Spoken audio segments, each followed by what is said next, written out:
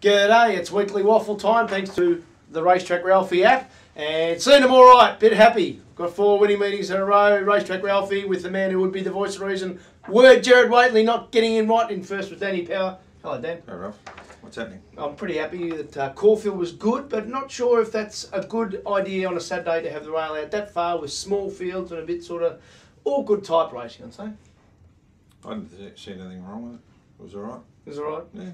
You got on with your life? Yes, didn't even notice. We'll talk about some racing issues next, but in part 1 we always look back on the Caulfield meeting or on the Melbourne meeting and try and find some coming winners, which we have done on a pretty regular basis. Don't think there were much winners out of Polanski's race. I like Polanski. Do you? I think he's a nice horse. I think he's a raw talent. Okay. A mate of mine, Pt1's horse, Kenny Coram, who Jeff Slattery and I worked with at the Truth in 1872 or something like that, and always been a good judge of a horse, and he likes him. And he told me a couple of weeks ago, he said, I think I might have a good one. Did it warm your heart, Balm? hey, just a little. I used to do that. But anyway, Polanski, yeah, nice horse. Look, he's a colt and he's by Recce, and that worries me because Recce's are very highly strung horses, and I think this might be a highly strung. Trainer's fairly highly strung too, Robbie Lang. You really think I'm going to let that go? You used to do Heart Balm and I'm just going to let that one go? Well, I was a copy boy. My job was to file the Heart Balm away. I used to do Heart Balm too, had to have the letters. At 14 years of age. Did you know that when you worked at Truth, you had to have the letters because occasionally we'd be raided by the vice squad. Right. And you had to produce the letter that corresponded with the letter in the paper. So when the guy would say, I'm disgusted with my next door neighbour, when I stood on 6 crates of milk and looked over the fence, I could see him on the job with his missus. Yeah. But that had to be a genuine letter. Well, it had to be a letter. Right. Whether it was genuine. So what did you wrote it, went up the street, posted it to yourself. People thought, oh, well, yeah, you just made it up. No, people sent this stuff in. They might have made it up, but anyway, we didn't need to. To use a Sam Newman saying, never overestimate the public. We had often, when I was young, we had Heart Balm. I'd take a file home and we'd sit around when we mates and read the Heart Balms, the original ones, the ones that didn't get into the print. I've got a Truth newspaper from 1982 at home, just the form guide, with a big circle around someone's best bet for the day. It was Count Ajax. Yeah. Wasn't spelt Count Ajax. Oh, that's my memorabilia. Yeah. Race 2 in the program, won by a moto. Box seat ride. Dan, this is why you do speed match. Third defence, perfect. Third defence, average race. Don't see much future in following the form out of it. I think halfway up the straight they were trying to get to it out wide for Crucial was trying and not getting there. Yeah, average mate. Just as an overview too, seen Vince Cardi's stuff that's come through.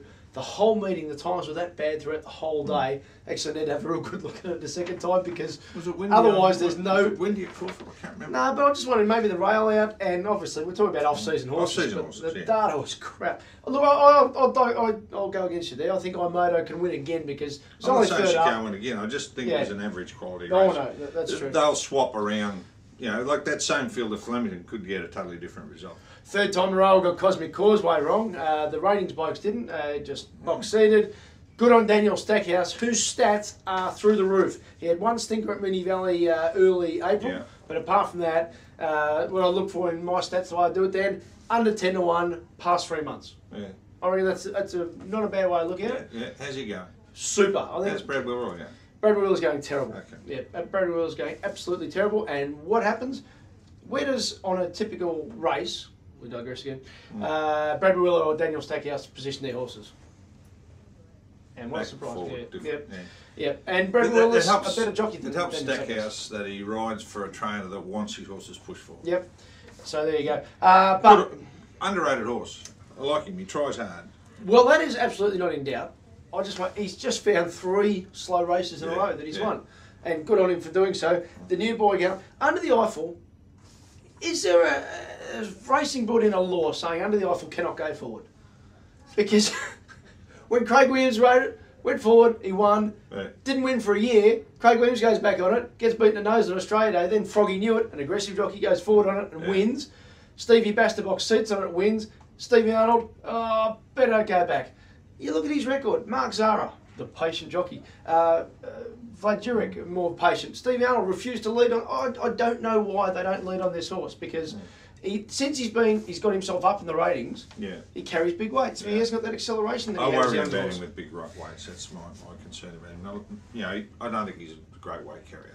Anyway, I told you about the data being bad throughout the meeting. One horse whose data was great was Oregon Spirit's finish, but the way the race was run, nothing that Jake Duffy I'm about to give a clip to, but the race just didn't run to suit that horse, and that was always the worry in the day. Speaking of which, Primitive Man came from last. Wow, he must have run some sensational sessional times. Wow, he charged time.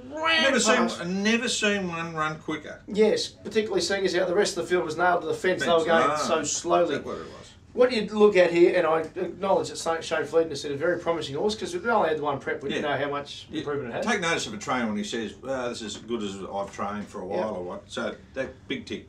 Nice so the whole day, leader advantage, rail out, good track.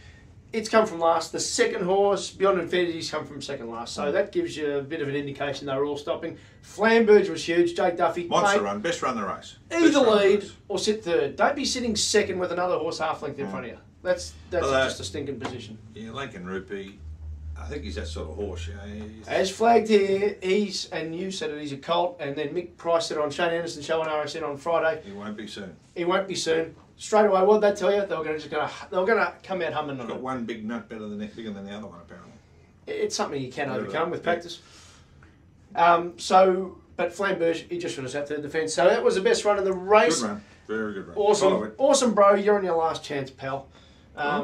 Inside draw, but it was just had no market love, so I knew no market love. I reckon next start. I'd be could be Flemington 1400. That's the day. Pago Rock. Well, it's a good horse. Sat third defence. First up's his go. Yes, but big tick again. The Hayes stable. It's now just zooming. Yeah, they're firing, and they've done well with this horse. Gave him one run a while ago, and he didn't fire, so they tipped him out, brought him back. First up fresh. Second horse went good. Overtake. Got back, ran on, nice. I was Bolton heading for Darwin, I suppose. One further back, Cellarmaster ran ninth. It's going already. Trialled very well leading into this. 16s to 11s. So soon you'll be able to get the trials via the Racetrack Ralphy app. All my form comments off trials, but it is written. That's where I was really proud of the way I got this race right because Josh Cartwright, young kid, learning his craft from an outside jaw. It was always going to have a bit of trouble getting that right run that he had the previous start, even though he's a bit unlucky. Nick Hall, barrier 3, sat 3 back the fence. You know, that was the smother run that it needed. So it was always going to have its work cut out. Benenden, probably the performance of the day. Oh, I think she's a pretty handy filly. Yeah. She's won 4 or 5 races out of 10 starts. Had a couple of races where they haven't worked out. I look back through her form and they couldn't work out where to. She went forward when they said she was going to be ridden back because she jumped too well. I think she just needs it to be in the right spot. That's probably just behind the pace with cover. Inside jaw, over race. Inside jaw and big chill in the race. Yeah. She was always going to get that run. People who say speed maps are overrated, well, it depends how you rate them. Speed maps are a factor of doing form. Yeah. That there is why you do speed maps because where is Nautical going to be? Always going to be behind them, and people want to take the shorts about a horse that had never won a race. Next up, they've Nautical, same type of race at Flemington. It probably gets its chance to break through. Midsummer Sun, gee, boss, he's a promising jockey. I reckon he's got a future, this kid. Clean boss. Goes all right. Put his horse in the race. There's an idea. Now, this is a tip. He's going to have a month off at the end because he needs an op. I just rang myself. Clean up. Did you answer? Okay. You idiot. I'm an idiot. He needs to clean up. Yeah, look. He needs to clean up of his knees or something like that, whatever it is. But he wants to win the premiership. He's going to be trying his butt off. Yeah. I've rung myself again. Yeah. Did you answer? No. You didn't. And the last race of the day. Now, this is where I got to lead out right. No, Midsummer Sun. What do you think? Oh, good. Yeah, I mean, that's on the second Australian start. And also respect the market love for Folger and that he wasn't in the right spot due to the way the race was run and the way the track was playing. Both these horses got a panel on the others. I think it's too early to go too strong on this horse. You know? No, but you can't put a ceiling on it. You can't put a ceiling on him yet. That's right. Just put it down. Pros here. Hey. So anyway, can't put a ceiling on either. But Harry Chimboli, it needs a wet track. Its times were crap in a crap time race, which was won by Oriental Ruby. Yeah. And then people go, oh, well, it closed well. No, it didn't. That was just a bad race. But yeah, Elite L. Did you get that right? Well, even better. I sent this out. I'm very proud of it. It was always going to have a cosy front lead, and that's its go home track. This was its race, wasn't it? When I first put the map up on Friday morning, it was third defence. or third one out. Right.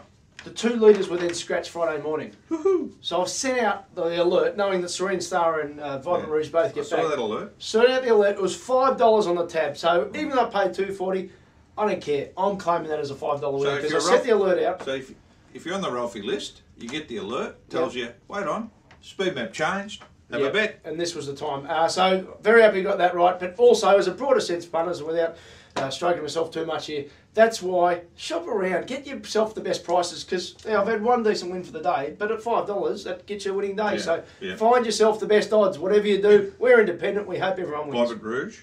Super. Was just one horse too far back. Yeah, I was proud. That was the other thing too. It was always going to be that sort of awkward run, but Serene Star was great, and Vibrant Rouge. They're both better horses than Elite Owl, but it was the position running that made the difference. So definitely follow Vibrant Rouge and Serene Star. And stop ringing me, will you? We'll take a break because issues is part 2 of the. We've got any issues? What are the issues? It's a weekly waffle.